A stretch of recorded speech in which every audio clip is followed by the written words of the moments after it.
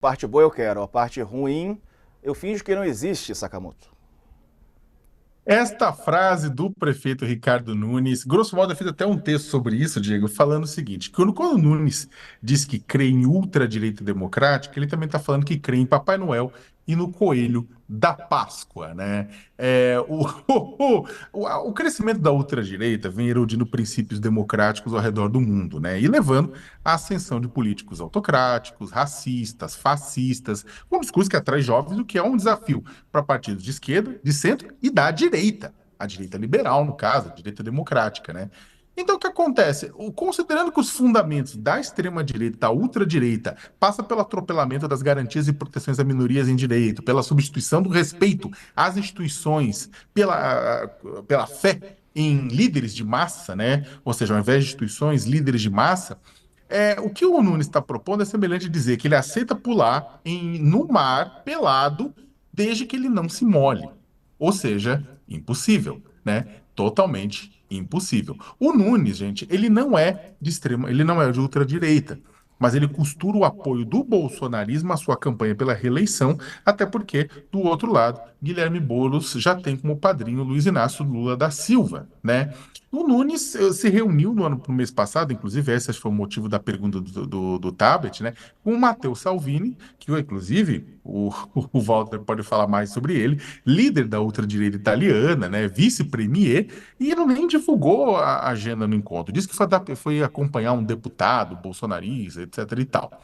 Né? Aí o que acontece? Na entrevista perguntada pelo Tabet, uma excelente provocação do Tabet, né? Ele falou que apoia algo importante desde que não coloque em risco. Gente, mas neste caso, a ultradireita tem uma agenda própria, não só no Brasil, mas no resto do mundo.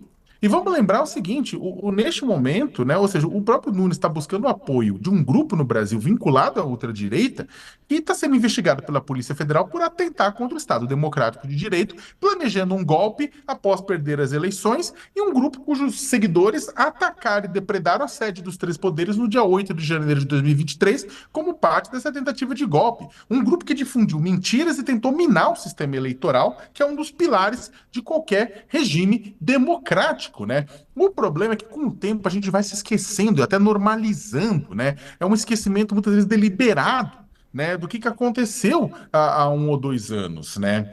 É o seguinte, só para terminar, Diego, eu acho que tem um ponto que é o seguinte: o Nunes não gosta do Bolsonaro, isso é meio claro. Ele sabe mas ele sabe que o Bolsonaro tem um piso e sabe que o Bolsonaro tem um teto na capital.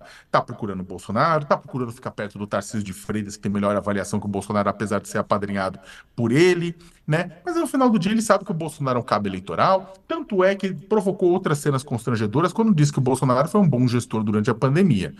Estamos falando exatamente dele. Jair, 700 mil mortes por Covid, Bolsonaro, né, que não foi um bom gestor na pandemia, como bem sabemos. Acreditar na possibilidade de ultradireita democrática, com história de Viktor Orban, com história de Donald Trump, com história do histórico do Matteo Salvini, com histórico do Alternativo para a Alemanha, né, todo esse povo, é acreditar em Papai Noel e Coelho da Páscoa. Só que a questão é que, pelo menos, o Noel e o Coelho são seres fictícios, que no máximo são usados para explorar o consumismo desenfreado em datas que, na verdade, são eminentemente religiosas, né?